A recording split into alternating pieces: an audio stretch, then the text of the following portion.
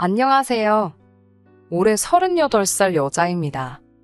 결혼기간 1년을 채우지 못하고 지금은 이혼해서 혼자 살고 있습니다. 이혼한 지는 반년 조금 넘어갔고요. 이제는 시간이 지나니 무뎌져서 이렇게 제 이야기를 할 수 있는 정도까지 오게 되었네요.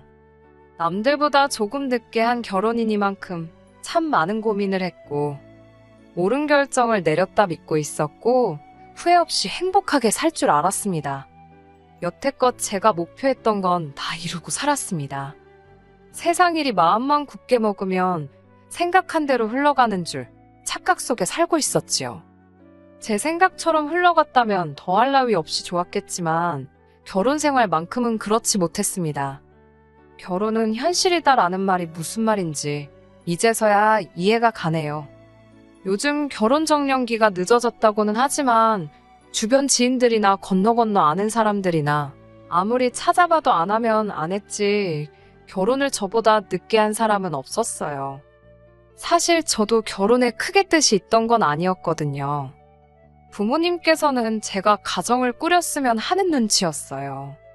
하지만 저한테는 사실 그럴 만한 여유가 있지는 않았습니다. 저희 집안 형편이 썩 좋은 편은 아니었어요. 제가 가장 역할을 해야 할 수준까지는 아니었지만 수입이 들쭉날쭉한 아버지 사업 때문에 어머니가 밖에서 돈을 빌리러 다녀야 했습니다. 그 때문에 어머니가 본의 아니게 다수의 사람들에게 굽신거리는 모습이 참 싫었고 그래서 더 성공에 대한 집착이 생겼던 것 같아요. 사실은 사자 들어가는 전문직이 하고 싶었지만 집에서 뒷바라지를 해줄 상황이 아니었으니 월급 많이 주는 회사에 들어가는 걸 목표로 열심히 살았습니다.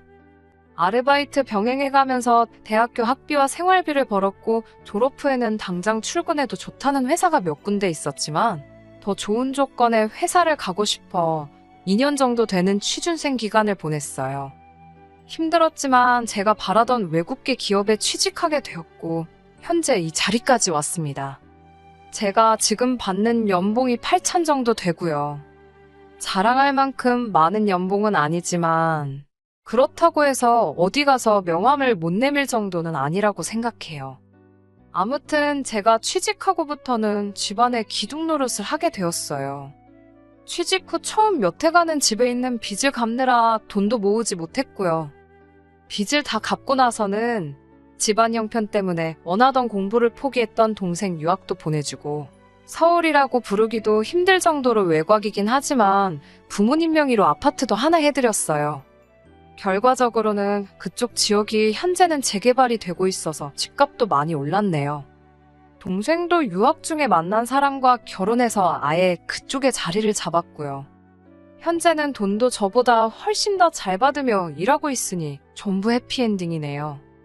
아무튼 그렇게 온 가족들 다 챙기고 나서야 드디어 저를 돌아보게 되더라고요. 여전히 부모님 생활비나 동생 학비 같은 걸 신경 쓰긴 해야 했지만 여유가 생기기 시작했고 저를 위해 돈을 모으기 시작할 수 있었습니다.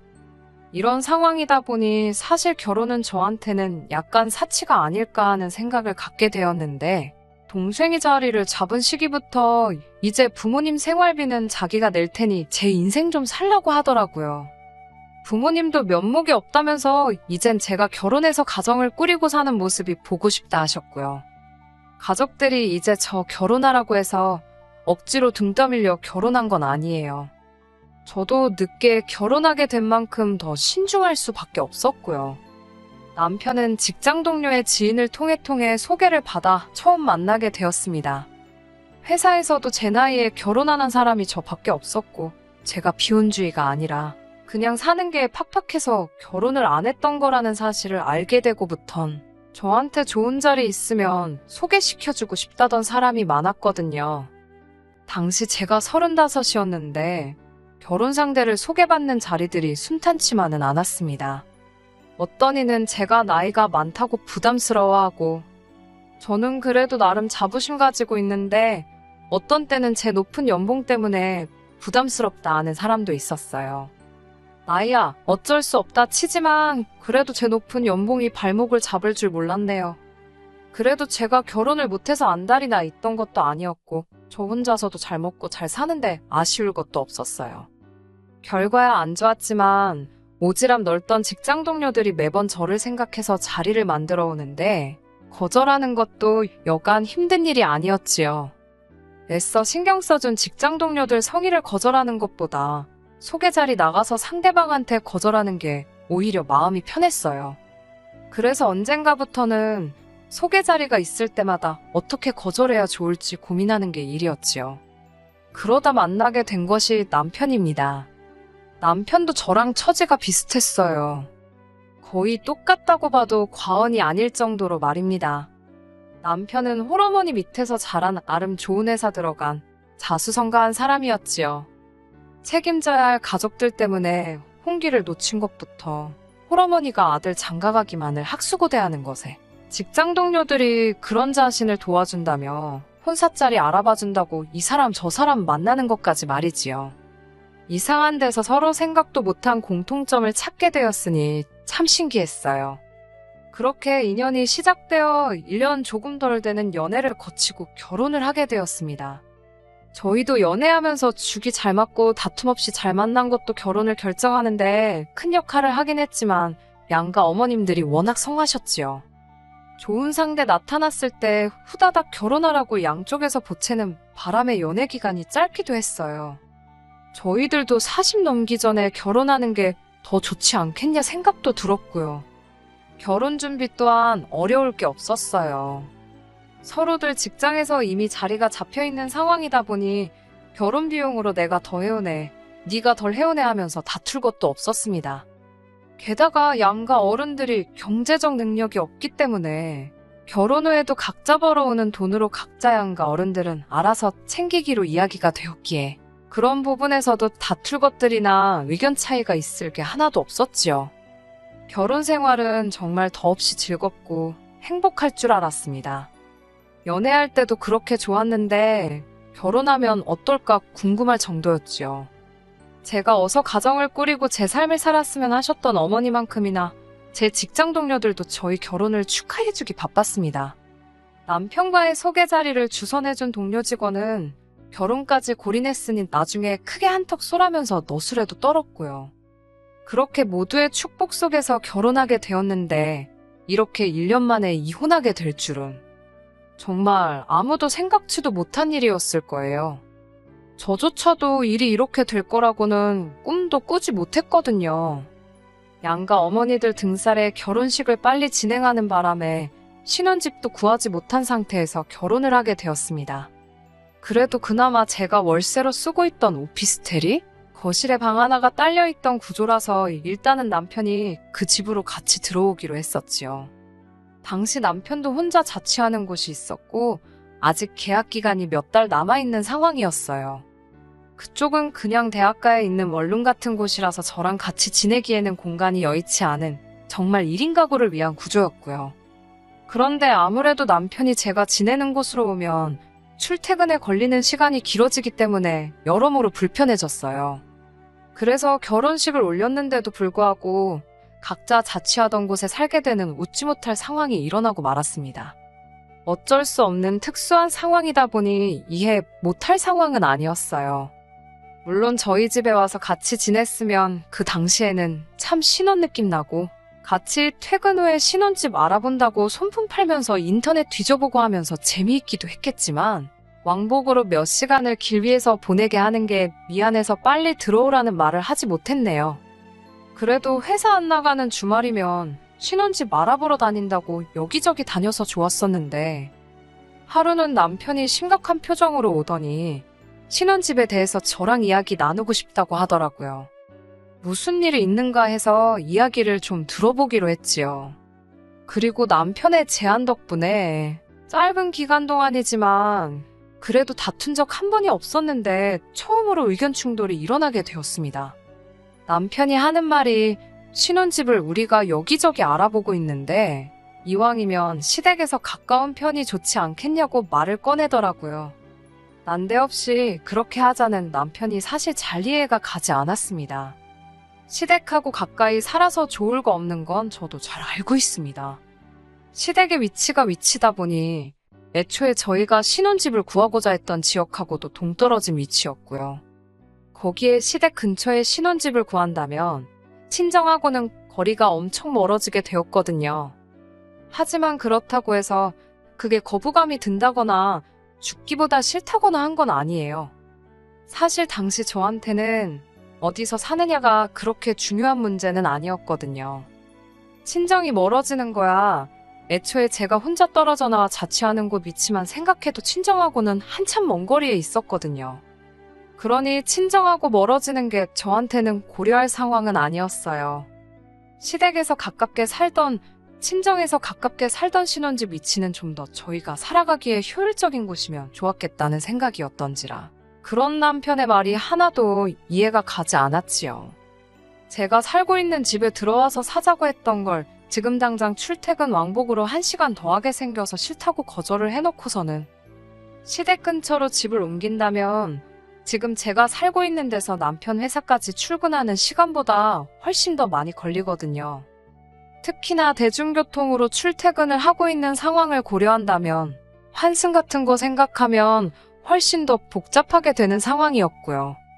거기에 더불어 저까지 회사에서 더 멀어지게 되는 거나 마찬가지인데 굳이 신혼집을 시댁 근처로 구해야 하는 이유가 하나도 없는 거 아니냐고 물었지요. 그랬더니 남편이 지금 출퇴근 거리를 문제 삼을 사안이냐고 하면서 자기는 지금 심각하다고 하더라고요. 홀어머니 혼자 지내시는데 출퇴근 좀 편하게 하자고 신혼집을 회사 근처로 구하는 게 말이나 되냐고 하는데 조금 어이가 없더라고요. 연애하면서 남편이 취직 후부터는 쭉 회사 근처에 혼자 살기 시작했다는 사실을 말해줬어요. 이유 또한 통금 문제 때문이었다고 저에게 분명히 말을 했습니다. 취직했다고 다 된 게 아니고 직장 동료들하고 사회생활도 해야 되고 출퇴근하면서 이동하는 시간에도 한 글자라도 더 공부를 해야지 승진도 빠를 거라 생각했다고. 자기가 힘든 환경 속에서도 부단히 노력해왔다는 사실을 자랑이라도 하듯이 저한테 이야기했던 게 똑똑히 기억나고 시기상으로 봐도 바로 얼마 전인데 말입니다. 10년이 넘는 시간을 시어머니와 떨어져 지냈으면서 이제서야 혼자 지내시는 시모가 걱정이 된다며 신혼집 위치를 시댁 근처에 구해야겠다고 하는 건 조금 말이 앞뒤가 안 맞는 거 아니냐고 했어요. 그랬더니 저희 친정 부모님을 걸고 넘어지더라고요. 두 분은 함께 계시니 저는 절대 자기 마음을 이해하지 못할 거라고요. 저보고 공감 능력이 좀 떨어지는 것 같다고. 결혼 전에는 몰랐는데 달리 보인다면서 오히려 저한테 실망스럽다고 하는 거예요. 그래도 아닌 건 아닌 거라고 말했어요. 여태 같이 살아왔다면 당연히 그 부분을 감안했겠지만 너무나도 속이 보이는 발언이었으니 말입니다. 그래서 신혼집 구하는 문제가 조금 더 연기되게 되었어요.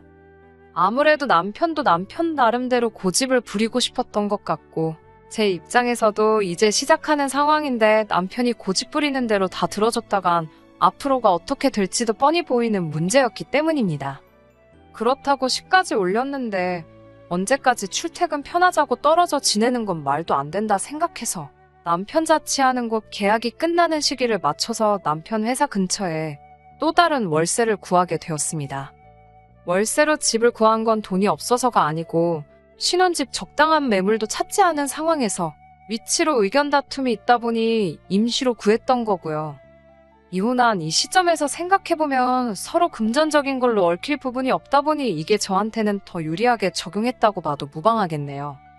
아무튼 첫 시작이 조금 삐끗하기는 했지만 신혼생활은 제법 재미있었습니다. 월세로 집을 구했다 보니 가정가구들은 다 옵션으로 들어와 있던 터라 각자 집 몇 개 들여놓은 것 빼고는 없었지만 그래도 취직 이후부터는 평생을 혼자 지냈었잖아요. 그래서 모든 게 새롭고 신경 거슬리고 불편한 점은 있었지만 그 당시에는 좋았던 점이 더 많았던 것 같습니다. 앞으로 벌어질 일이 뭔지도 모르고 그냥 좋은 게 좋은 거겠거니 하고 지내고 있던 중이었어요. 미국에서 자리 잡은 제 남동생이 일정 문제로 제 결혼식에 참석을 못했었거든요. 그 당시에 해외 입국자들에 대해서 자가격리 문제도 있고 해서 도무지 시간을 내지 못했었는데 규제가 완화되면서 동생이 시간을 내서 저 보러 오겠다고 한국을 오게 되었습니다. 남편도 처남을 처음 본다고 많이 들떠 있었고요. 자기가 외동이다 보니 남동생이 있었으면 싶었는데 처남하고 말이 잘 통하면 좋겠다고 하더라고요. 제 동생 챙겨주는 모습을 보니 저도 덩달아 기분이 좋았었고요. 그런데 동생 때문에 사건이 크게 터지고 말았습니다. 처음에는 둘이서 엄청 죽이 잘 맞는 듯 했어요. 동생도 미국 나가서 넉살이 좋아진 건지 몰라보게 부침성이 좋아져 있었고 두 사람이 매형 최고, 처남 최고 하면서 의기투합을 했습니다. 그리고 자연스럽게 처음 만난 자리가 술자리로 이어지게 되었고요. 제 동생이 술 마시면 그렇게 말이 많아지는 사람인 줄은 몰랐는데 술 먹고 이런저런 이야기를 다 하더라고요. 그런데 술 먹고 하는 말에 대부분이 거의 다 제가 고생해서 가족들 먹여 살린 이야기들이었어요. 제가 집안의 기둥 역할을 했던 거야 남편도 알고 있던 사실이었지요. 지금은 동생이 벌이가 저보다도 좋으니 부모님 생활비며 이런 거 다 책임지고 있긴 하지만 말입니다. 그런데 대화가 깊어지면서 동생이 남편한테 이런저런 이야기를 하다가 친정 부모님이 살고 계시는 집이 제가 번 돈으로 마련해준 집이라는 사실을 말했던 거예요. 집단에는 제가 할 만큼 했으니까 떨어져 살고 있지만 경제적으로는 자기가 다 책임지겠다고 남편 안심시키려고 꺼낸 말이었던 거예요. 하지만 남편은 그 사실을 듣고는 표정이 딱 변하더라고요.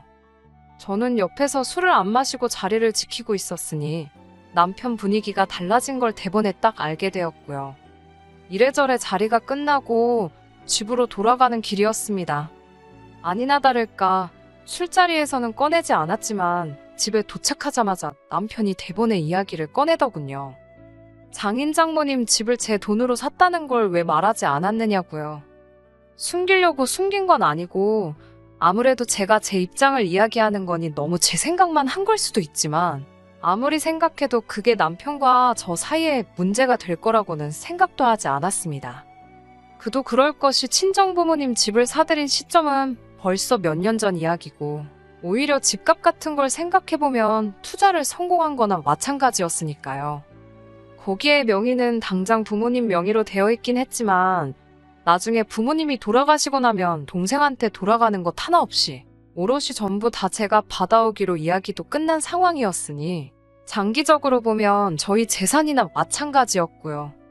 그리고 가장 중요한 건 남편과 제가 결혼하는 시점에 아직 신혼집도 구해지지 않은 상황에서 남편이 모아놓은 돈이나 제가 모아놓은 돈이 별반 크게 차이가 나지 않았던 거예요.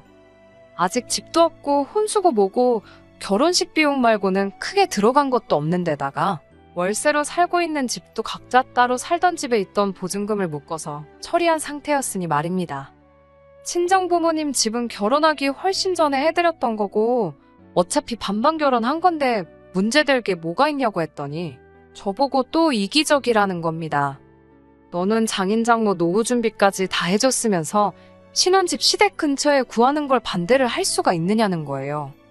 제 입장에서는 도무지 남편이 무슨 말을 하는 건지 이해가 가지 않았습니다. 뭔 소린지 이해가 가게 좀 설명해보라 하니 설명은 하지 않고 자기도 자기 어머니 노후까지 다 해결해드려야겠다. 그래야 공평하다. 이런 소리만 하고 있더라고요. 해명할 필요도 없는 사실을 설명하는데 제 말은 듣고나 있는 건지 싶더라고요. 그리고 이걸 시작으로 결국 이혼까지 하게 되었네요. 퇴근하고 집에 들어왔는데 집이 아주 개판이 되어 있더라고요. 임시로 구한 월세가 제가 먼저 살던 곳처럼 방 하나, 거실 하나 이렇게 있는 곳이었는데 방에 있던 저희 침대가 거실로 나와 있고 남편은 방에 있는 살림살이들을 다 거실로 빼고 있었어요. 제가 들어오니 방에서는 시모가 따라 나오더군요. 저한테는 아무런 언급도 없이 월차까지 내서 시어머니 모시고 와서는 제가 회사에 있는 동안 아주 집을 마음대로 해놨더라고요. 어머님은 여기 어쩐 일이고 이건 다 무슨 꼴이냐고 물으니 남편이 어머니 보고 거실을 쓰라 그럴 수는 없지 않느냐고 퉁명스럽게 대답하는 겁니다. 어머님이며 거실이며 그게 다 무슨 소리를 하는 거냐 말하니 남편이 오늘부터 어머니랑 같이 살기로 정했으니 그렇게 알라는 거예요. 그런 결정을 나한테 말 한마디도 없이 할 수 있냐고 따지니 저야말로 장인 장모님 집부터 해서 한마디도 안 했던 게 누군데 그런 말을 하냐고 우기기 시작하는 겁니다. 너야말로 이미 장인 장모 노후 대책까지 결혼 전에 다 끝내놓지 않았느냐며 시댁 근처에 신혼집 구하는 것도 못하게 막았으니 자기도 어쩔 수 없다고. 그러니 어머님 모시고 온 거라고요. 그리고 빠른 시일 내로 같이 집 보러 다니자고. 신혼집은 이 근처에 구하자더군요. 시어머니 전세금도 다 빼고 나면 돈이 더 여유가 생기니 한 40평짜리 아파트 구하면 되겠다고요. 남편과 저 사이에 언성이 높아지니 시모가 껴들었어요. 이야기 다 들었는데 우리 아들 말이 틀린 거 하나 없다고.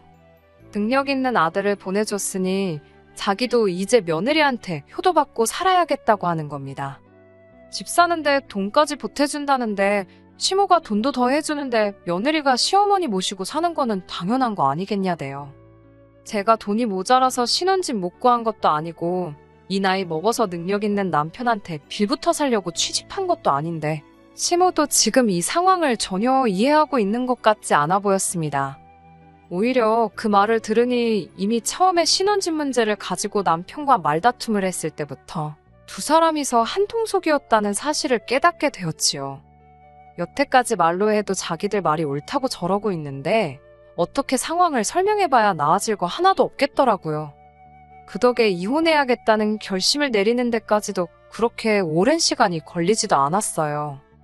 그러면 가구 배치 열심히 하라고 말하고 저는 저대로 제 짐을 다 꺼내서 싸기 시작했습니다. 시모는 그런 저를 보고 아주 생쇼를 한다고 혀를 차더군요. 집 나간다 그러면 누가 무서워할 줄 아냐고 하면서 네 나이에 이혼까지 하면 앞으로 너 받아주는 집안이 있겠냐고 하더라고요.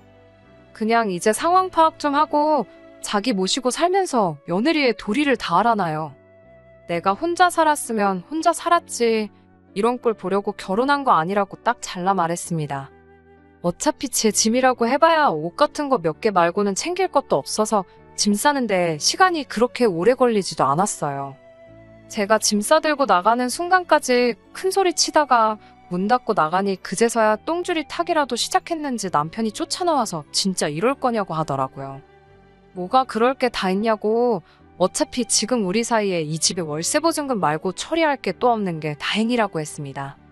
니네 엄마가 전세 보증금 들고 온다니 그 돈에서 내 돈 들어간 만큼만 보내주면 저도 길게 안 끌겠다고 딱 잘라 말했어요.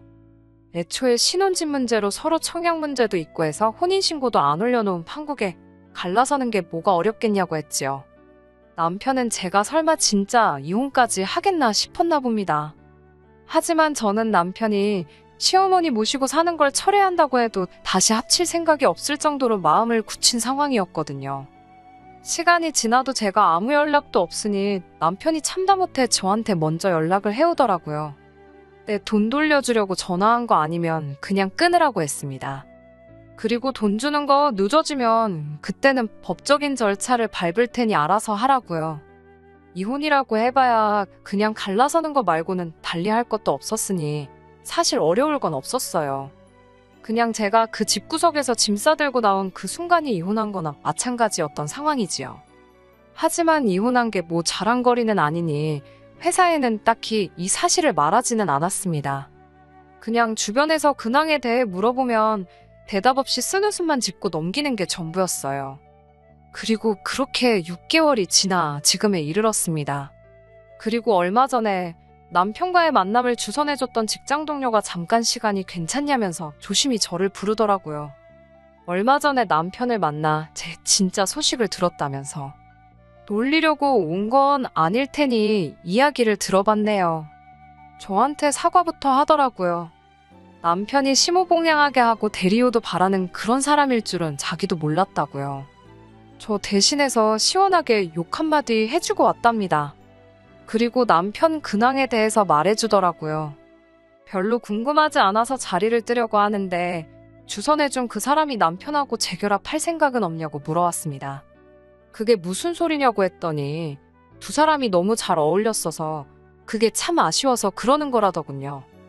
시어머니랑 남편은 다시 분가를 했고 이제 자기가 잘 타일러놨으니 시어머니 모시고 살자 할 일이 없을 거라는 거예요. 그런데 그 말을 전해주는데 그림이 퍼즐처럼 딱딱 맞춰지기 시작했어요. 딱 봐도 저랑 재결합하고 싶어 시어머니랑 분가한 게 아니잖아요. 시어머니 말 맞다는 아들이 이제 자기 뒷바라지 해줄 만큼 능력도 생겼겠다 이제 며느리한테 수발받아가며 편하게 노후를 보낼 계획이었겠지요. 처음엔 신혼집을 시댁 근처로 구해오며 가며 며느리 효도받다가 합가할 계획이었을 거예요. 그런데 시작부터 제가 안 된다고 하니 은근슬쩍 말도 안 되는 이유 가져다 붙여서 합가를 시도했던 거지요. 그런데 이건 뭐 시작도 하기 전에 며느리가 짐 싸서 나가버리니 며느리 수발받으며 호강할 줄 알았는데 이건 뭐 팔자에도 없던 아들 뒷바라지를 하게 생기게 되었으니 얼마나 열이 받았겠어요. 그러니 분가를 했다기보다는 시모가 열받아서 집을 나가버린 게 더 이야기가 맞지요. 그리고 이 주선자가 제 직장 동료긴 하지만 남편과도 친한 사이였으니 다시 재결합하자는 말이 누구 머리에서 나온 말인지 딱 알겠더군요. 말 맞다나 재결합해서 누가 제일 이득을 보겠나요? 부모님 노후 준비도 끝내놓았겠다. 돈도 잘 벌지. 그 돈이 모이고 모이면 결국엔 남편한테 이득 아니겠어요? 이미 남편한테는 질릴 대로 질려버렸는데다가 누가 알겠어요. 또 재결합했다가 무슨 핑계를 대면서 또 시어머니 모시고 살자고 할지 말이에요. 재결합은커녕 꼴도 보기 싫고 궁금하지도 않으니 남편 소식은 이제 전해오지 말아줬으면 좋겠다고 한마디 했어요. 주선해준 사람이 정색을 하면서 저보고 사람이 그러면 안 된다고 한마디 하더군요. 두 사람 이어준 적이 체면도 있는데 만나는 신용이라도 해보고 이러나 저러나 둘이 좋아서 결혼까지 한 거 아니냐고 다시 만나면 화해하고 행복하게 잘 살지 누가 아냐고 하더군요. 직장 동료의 친한 친구 결혼한다고 추기도 많이 했다고. 평생 혼자 살 것도 아닌데 걱정돼서 그러는 거라며 얼토당토 않는 헛소리를 짓거리더라고요. 그래서 주선자한테도 한마디 했어요. 내가 그쪽 체면의 축의금 몇 푼 때문에 내 인생을 걸어야겠냐고요. 남편 부탁받고 온 거 다 티나니까 진짜 내가 걱정돼서 그러는 거면 남 인생에 신경 끄고 사는 게 도와주는 거라고요. 동료 직원은 제 말을 듣고는 얼굴이 시뻘개져서는 아무 말도 잊지 못하고 씩씩대면서 돌아가더라고요. 결혼이란 선택은 제가 한 거예요. 주선해준 그 사람을 욕할 수는 없겠지요. 하지만 이혼이라는 결정도 제가 내렸으니 제가 알아서 하는 게 맞는 것 같습니다. 어머니도 괜히 자기 때문에 제가 결혼을 서둘러서 이렇게 된 거라 탓을 하고 제 소식을 전해들은 동생도 자기가 괜히 부모님 집 이야기를 꺼내서 이렇게 된 거라고 자책하는데 그럴 필요 없다고 했습니다. 오히려 저한테는 잘된 일이라 생각해요. 저도 늦게 시작한 연애이기도 했고 연애하는 동안에는 진심이었으니까요. 어머니가 보채지 않으셨어도 아마 결혼을 자연스럽게 생각했을 거예요. 동생이 집에 대해 이야기한 것도 언젠가는 알게 될 일일 수도 있었고 남편이 아내한테 시어머니 봉양을 강요하는 사람이라는 것도 나중에 가서 알게 되었겠지요.